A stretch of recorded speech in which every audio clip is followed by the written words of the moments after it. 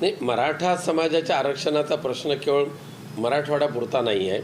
संपूर्ण महाराष्ट्रातील सकल मराठा समाजाला सरसकट आरक्षण देण्याची मागणी सर्वच मराठा समाजाची आहे.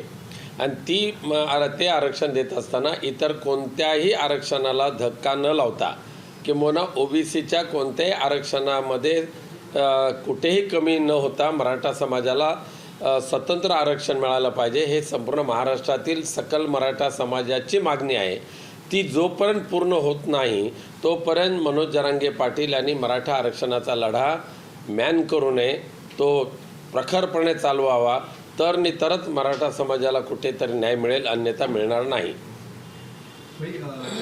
कालच्या भुजबळांच्या बैठकीमध्ये या ठिकाणी जो अध्यादेश काढलेला आहे तो रद्द करावा आणि त्याचप्रमाणे शिंदे समिती सुद्धा बरखास्त करावी अशी मागणी या ठिकाणी झालेली आहे. त्यासाठी राज्यभर दौरा आणि 3 फेब्रुवारीला या संदर्भातलं अधिवेशन असा एकंदरीत कार्यक्रम आखला जातोय ओबीसी कडून.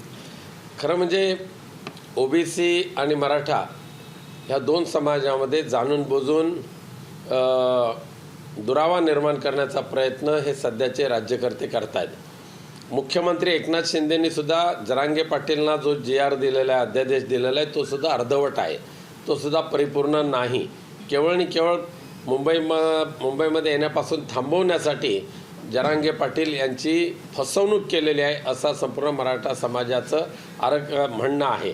आणि म्हणून त्या अनुषंगाने ओबीसीला सुद्धा नाराज होण्याचं कारण नाही. ओबीसी आणि मराठा यांच्यामध्ये कोणताही विसंवाद असता कामा नये, भांडण असता कामा नये. दोन्ही सख्खे भाऊ आहेत, एकत्रित नांदले पाहिजे. पण या दोघांमध्ये वाद निर्माण करण्याचा जे प्रयत्न करतात राज्यकर्ते, त्यांच्यापासून या दोन्ही समाजांनी सावध राहण्याची आवश्यकता आहे. भुजबळ जी भूमिका घेत आहेत त्यामागे काही वेगळं षडयंत्र असू शकतं? नक्कीच षडयंत्र असणार, कारण भुजबळ सुद्धा येत्या काही दिवसामध्ये अजित पवार गटातून दूर होणार आणि कदाचित स्वतःचा पक्षसुद्धा स्थापन करतील. शिंदे गट किंवा अजित पवार गट हे एकत्र नांदणं कदापि शक्य नाही आहे. काही दिवसामध्ये दोन्ही पक्षाचे छकले होतील आणि त्यांचं अस्तित्व संपेल. ओबीसी समाजाचे म्हणजे राष्ट्रीय ओबीसी समाजाचे अध्यक्ष बबनराव तायवाडे यांनी सुद्धा छगन भुजबळ यांच्या भूमिकेशी आपण समर्थन करत नाही असं स्पष्ट शब्दात तरी संकेत दिलेले आहे. मी तायवाडे यांचं नेमकं म्हणणं ऐकलेलं नाही, त्यामुळे मला काय त्याच्यावर प्रतिक्रिया द्यायची नाही आहे. जागा वाटपाच्या आधी प्रकाश आंबेडकर कुठेतरी दबावतंत्र वापरल्याचं दिसतं. ते म्हणत आहेत की प्रत्येक लोकसभा मतदारसंघामध्ये आमची 2.5 लाख मतं आहेत आणि महाविकास आघाडीमध्ये आम्हाला योग्य तो सन्मान मिळाला. इंडिया आघाडीच्या जागा वाटपाच्या बैठका सातत्याने चालू आहेत आणि इंडिया आघाडीने माननीय प्रकाश आंबेडकर यांनी सुद्धा इंडिया आघाडीमध्ये सन्मानाने यावं अशा पद्धतीचं लेखी निवेदनसुद्धा त्यांना पाठवलेलं आहे. 30 तारखेला पुढची बैठक आहे, उद्याच. आणि नक्कीच आम्हाला प्रकाश आंबेडकर यांचं इंडिया आघाडीमध्ये सहभागी होणं हे संपूर्ण महाराष्ट्राला ते आवडेल आणि त्या अनुषंगाने आंबेडकर साहेबांनी इंडिया आघाडीमध्ये येऊन आपलं म्हणणं मांडावं अशी आमची सर्वांची त्यांना विनंती आहे. पक्षांतर्गत जो कायदा आहे अधिक भक्कम करण्यासाठी या ठिकाणी समिती नेमलेली आहे. त्या समितीच्या अध्यक्षपदी लोकसभा अध्यक्षांनी राहुल नार्वेकर यांची नियुक्ती केलेली पाहायला मिळते. हो, ते आपल्या मराठीमध्ये म्हण आहे ना, माकडाच्या हातात कोलीत देणं, तसंच झालेलं आहे. ज्यांनी शिवसेना निर्माण केली त्याच ठाकरे कुटुंबियांना आता नार्वेकर सांगायला लागले की शिवसेना तुमची नाही. अरे अख्खं जग जाणतंय, इतिहासकार जाणत आहेत, अभ्यासकार जाणत आहेत आणि तिथे महाविद्वान नार्वेकर म्हणत आहेत की शिंदे यांची शिवसेना. अशा या बेअक्कली लोकांकडे जर ह्या संविधानाचं रक्षण करण्याची जबाबदारी देत असतील तर ते ह्या परमपूज्य बाबासाहेब आंबेडकरांचं ते दुर्दैव आहे.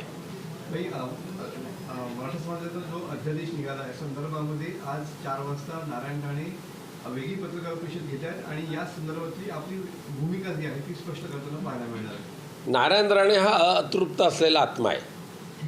ज्याच्या घरात जायचं ते ओरबाडून खायचं आणि शेवटी ढेकर द्यायला दुसऱ्याच्या घरात जायचं.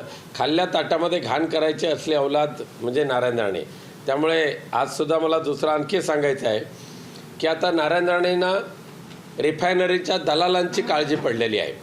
पुन्हा एकदा रत्नागिरीतच रिफायनरी होणार हे काल त्यांनी सांगितलं, आज माझ्या वाचनात आणलेलं आहे. माझं आव्हान आहे नारायण राणेंना, हिम्मत असेल तर जोपर्यंत केंद्रीय मंत्री आहात ना तोपर्यंत बारसूच्या परिसरामध्ये तुम्ही येऊन दाखवा. रिफायनरी तुम्हाला कोकणच्या हितासाठी हवी की गुजराती मारवाडी दलालांच्या हितासाठी हवी, ते एकदा तुम्ही त्या लोकांना सांगा. लोकांच्या समोर बोलतं व्हा. केवळ आणि केवळ पत्रकार परिषदेतून रिफायनरी मी करणारच अशा पोकळ बेडूक घोषणा करण्याचे आता दिवस संपलेले आहेत. आता काय राहिलेले दिवस आहेत ते आनंदाने उपभोगा. त्यानंतर राजकीय संन्यास नारायण राणेंनी घेतलेला बरा पडेल. काय बोलतात ते बघूया ना. उद्या दिल्लीवरून लात मारायची वेळ आली तर नेमकं यांचा मराठा बाणा किती टिकतोय तो बघू. नितीश कुमारांनी भाजपशी संधान बांधलेला आहे, तोच पॅटर्न महाराष्ट्रात होईल अशी आता चर्चा चालू आहे उद्धव ठाकरेंबरोबर. हे कदापि होणार नाही. माननीय पक्षप्रमुख उद्धवजी ठाकरे यांनी एकदा जी भूमिका घेतली, ही भूमिका म्हणजे त्यांची भीष्म प्रतिज्ञाच असते. नितीश कुमारांसारखी नौटंकी उद्धवजी ह्या महाराष्ट्रामध्ये कदापि करणार नाहीत. जो राजकीय दुश्मन तो दुश्मनच. पण नितीश कुमारांनी काल परवापर्यंत इंडिया आघाडीच्या आम्ही प्रमुख मान्यवरांमध्ये त्यांची विचारणा केली जात होती, परंतु कदाचित त्यांना पंतप्रधानांची स्वप्न पडली आणि त्यावेळेला आघाडीचा समन्वयक म्हणून त्यांना नियुक्त केलं गेलं नाही.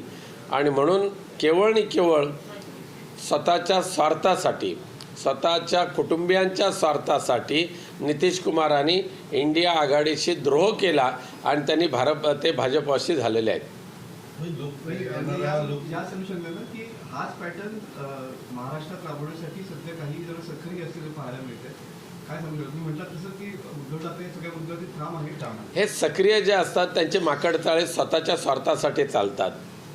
आता परवाच्या दिवशी सुद्धा मनोज जरांगेंना पेढा भरवल्यानंतर या एकनाथ शिंदेनी दुसऱ्या एका नौटंकी करणाऱ्या त्यांच्या एका कार्यकर्त्याला पेढा भरवला.